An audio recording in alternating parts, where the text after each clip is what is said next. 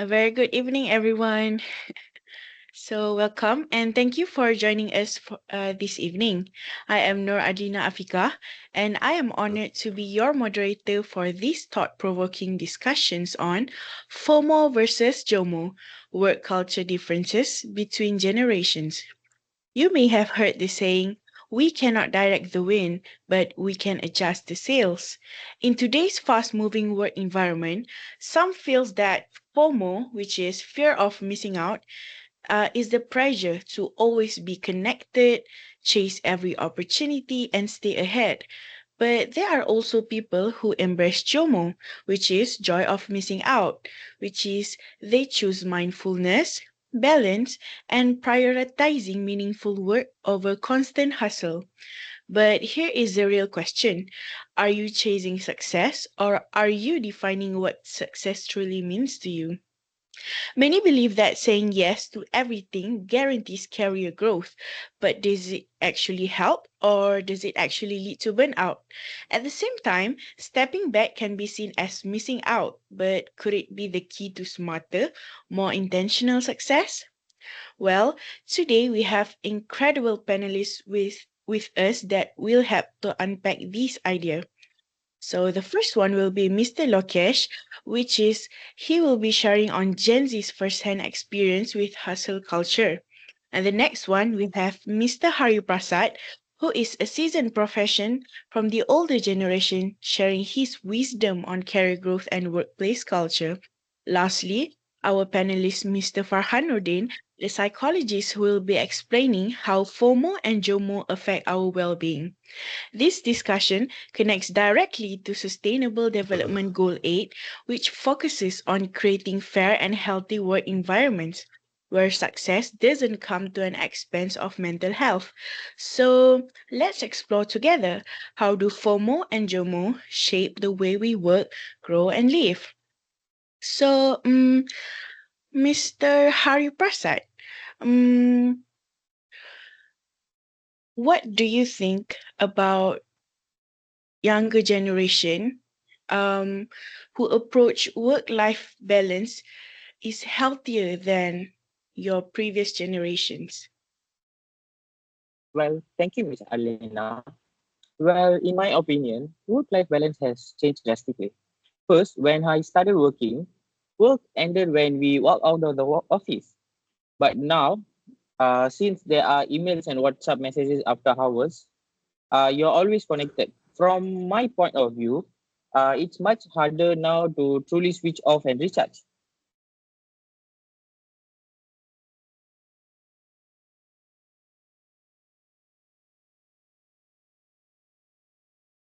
Thank you, Mr. Hari Prasad. Now, Mr. Lokesh, what do you think about the older generations?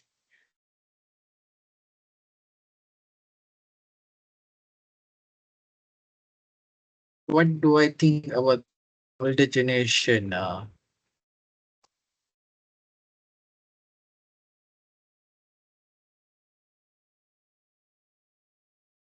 What I think of the older generation is, yeah, work style. Well, you see, the older generation work lifestyle emphasized structure, loyalty, and long-term growth, which is admirable. Gen Z respects that, but also recognizes that the world of work has changed. Stability isn't guaranteed anymore. That's why today's generation values adaptability, balance, and purpose. It's not the rejection of the old ways, it's an evolution to fit in a new reality. Mm, I see. So, I wanted to ask Mr. Farhan lah, as he will be our psychologist for today, right? So, mm, what are the biggest difference between someone who embraces JOMO other than someone who are driven by FOMO? Those who embrace JOMO tend to feel more grounded. Their self-worth comes from alignment with their values, not external validation. FOMO-driven individuals often struggle with anxiety and comparison because their focus is outward, what others are doing instead of what they truly want. Yeah. Mm. Do you think there are an ideal balance between hustle and well-being, or is it actually depend on their personality? Mm, for me, it varies by personality, yes, but the balance should always include rest, reflection, and recovery. Some thrive in fast-paced environments, but no one is immune to burnout. The key is knowing your limits and honoring them, regardless of your hustle level. Okay, thank you, Mr. Farhan Nordin. Mm, so, Hari, how long have you been working for your current company right now? Hmm. Uh, I think I've been working here for quite some long. Uh, Sorry, if we you can't ask hear me, you. oh, sorry. I think I am working here for Okay. quite some long. I think around a few years, I think. Oh, it's been a long time, eh? So, do Yeah. you believe that corporate loyalty is less valued today compared to when you first started working? Sorry, I didn't hear that.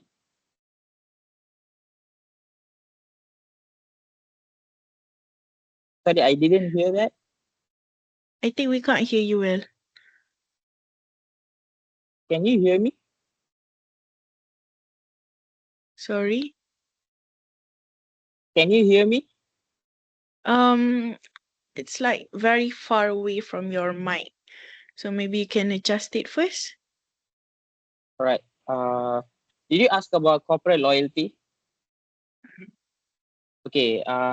From my point of view, loyalty today is very less about the company and more about the personal growth. Mm, So in my generation, staying in one job for decades was a badge of honor. For now, I think people are loyal to new opportunities. And while that's not bad, I personally believe a balance is very important. I see. Okay, so we have heard that Mr. Hari said, for their generations that being loyal to a company is considered like a medal. Okay, so I want to hear from Mr. Lokesh perspective. So before this, right, Gen Z nowadays like to job hopping. So do you think like switching jobs frequently is necessary for this younger generation success? Or is it actually will create instability for your working career life? Uh, if you ask me about hopping in this Gen Zs, is switching jobs frequently necessary for success? Switching jobs can be useful when done intentionally. For Gen Z, it's often a way to explore options, find the right fit, and gain experience. But when driven by FOMO or peer pressure, it can lead to instability or dissatisfaction. The difference lies in why the job changing is happening, whether it's driven by growth or just fear of missing out. I see. So as for now, we are in the topic for job hopping, right? So what do you think is the biggest misconception people have about your generation in approaching to work and job hopping? The biggest misconception is that Gen Z job hops because they are entitled or can't commit. The truth is, many young workers leave roles because they want a better environment, more growth, or better alignment with their values. Like, let's say if you study for software engineering, but you are working as a IT support manager, uh, would you like Mm-hmm. that job as your permanent job? No, right? So that's why Gen No. Z like to job hope just to find their values and fit in in the right thing. Gen Z is just more willing to move than stay stuck in the wrong place. I see. Okay, thank you, Mr. Lokesh. So next is I wanted to ask Mr. Hari. Um, do you have social media, Mr. Hari? Yeah, I use quite Um, a few. do you happen to have LinkedIn? Uh, Not in my prior to my earlier day, but a few years back, my uh, company required me to open a LinkedIn account, so I did. Mm, what are your perception or maybe your opinion about LinkedIn? Do you think it's So if important? you Okay, thank you. So if you ask me personally, I find it very impressive, but also a little overwhelming. From my point of view, it's great for networking, but it shouldn't replace actual performance. Because it's not everything has to be posted. What matters most is the value you bring, not how it looks online. Okay, thank you, Mr. Hari. So I wanted to ask Mr. Lokesh. I'm sure that your generations mostly have LinkedIn's, right? So do you feel pressure by the people around you who usually post it on LinkedIn, like their activities every week or maybe their achievements? So what are your thoughts about this? Yes, absolutely. Having a LinkedIn account is actually pressuring us as a Gen Z users. As a Gen Z platform like LinkedIn can make it feel like if you're not constantly posting or new roles, you're falling behind with your peers. If you, let's say your peers are posting more achievements than you, you'll be feel like you have felt back, you have left out opportunities and all. There's a pressure to stay visible even if you are still figuring things out. It creates a culture where personal development sometimes takes a backseat to public perceptions, and that is something Gen Z is becoming more mindful of. Oh, I see. Have you ever like experiencing depression or burnout from all of this?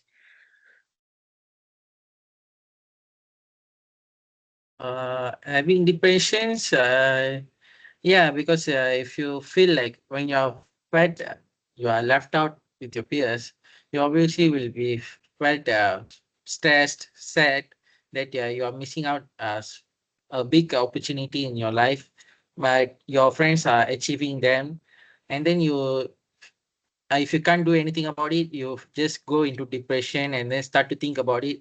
Then you become a overthinker of it. Oh, I see. Thank you for sharing with me. So I think I would like to hear from Mr. Farhan lah. Um, how can these young professionals or maybe from older generations they also experience burnout or depression during work? So how can they identify these early signs of burnout before they escalate? In my research, uh, students need to watch out for these red flags such as constant tightness even after rest, dreading the start of the day, feeling detached or cynical about work, and losing interest in things you usually enjoy. If you feel like you're always on but emotionally drained, that's a sign to pause and reflect. I see. What if they are someone who is experiencing burnout, but they feel guilty from stepping back from their job? How can they shift their mindset on that? Mm, I think they need to remind themselves to say that rest is rest is not a reward, it's a responsibility. Taking breaks doesn't make you weak, it makes you sustainable. You can give your best if your tank is empty. Reframe stepping back as an act of strength, not failure. Okay. So, okay, let's say we as a personal, we have taken our steps early, but what about organizations? Can they do more to help their employees to set a healthy boundaries? Absolutely.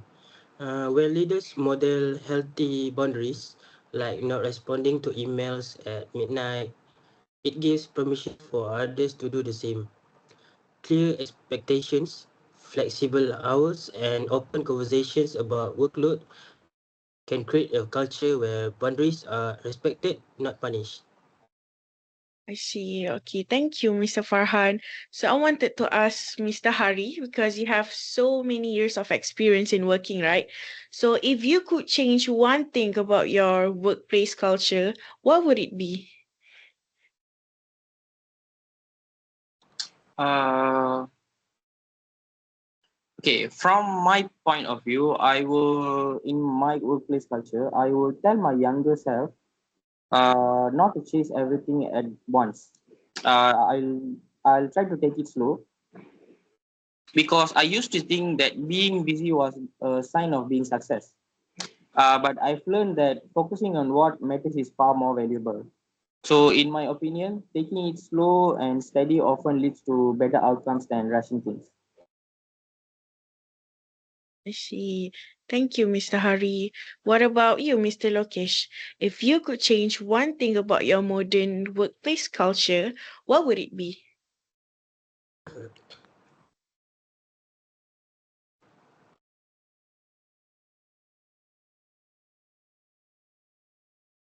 Uh, if I would like to change one thing about my work culture as a Gen Z, to be like, uh, I would like to like stop job hopping and get the right position I wanted with my LinkedIn accounts and keep up updated with my achievements on my LinkedIn accounts. And one of the biggest lesson learned about FOMO is that not every opportunity is meant for you. In the early stages, there is pressure to say yes to everything, to internships, side projects, certifications, just to keep up. But eventually, Gen Z professionals realize that saying no to something that doesn't align with their goals is actually a form of progress. FOMO loses its power when you understand that missing out can sometimes be the healthiest thing. I see. Okay, thank you, Mr. Lokesh.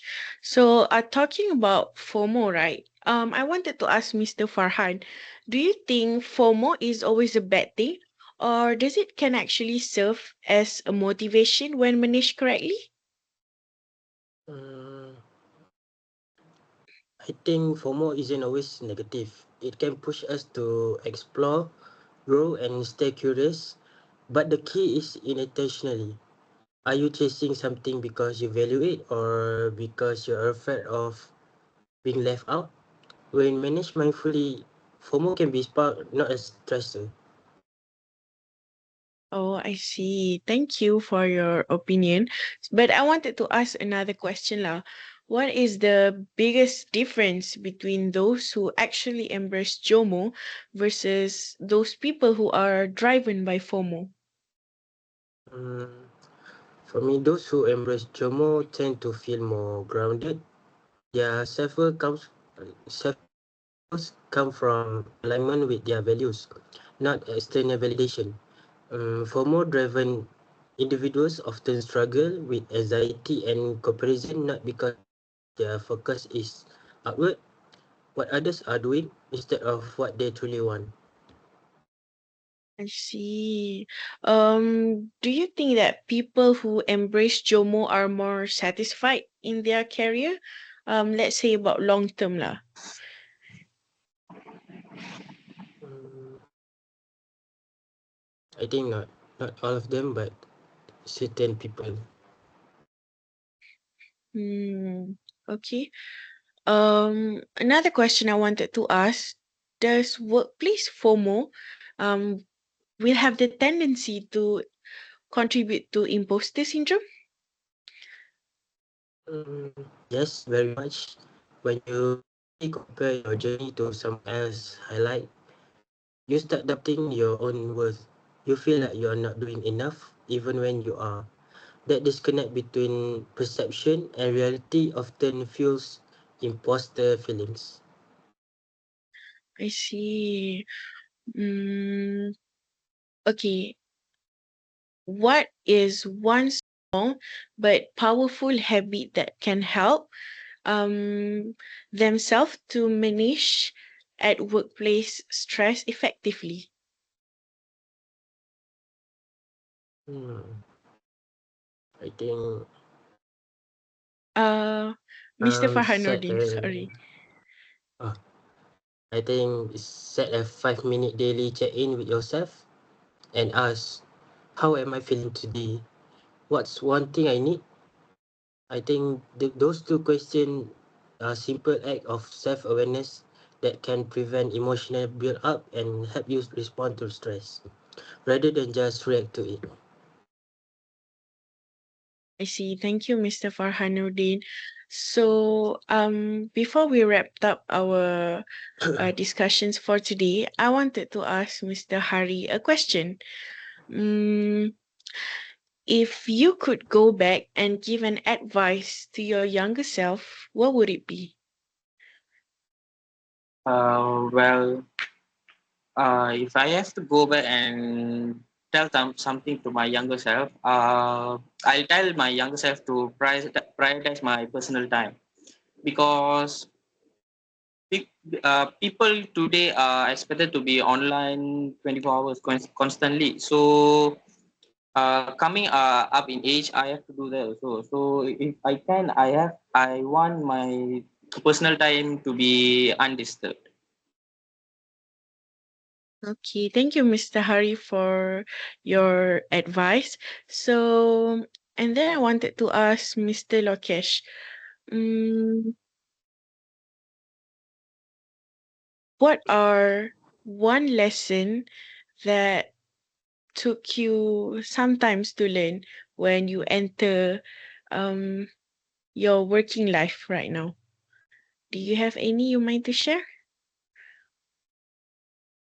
Uh, what is one lesson that I have when I one lesson is you should not boast about your achievements in your LinkedIn when you didn't do that yourself in the first place. Because when Mm-hmm. you like say that you did and you didn't actually makes miscommunication with your elders in your workplace and all, which leads to harder times, and you tend to job hop from there on. You tend to find more places that they accept for what you are. See, thank you, Mr. Lokesh, for sharing your story. So, as we closing these conversations, I want to leave you all with a quote we often hear: you can't pour from an empty cup."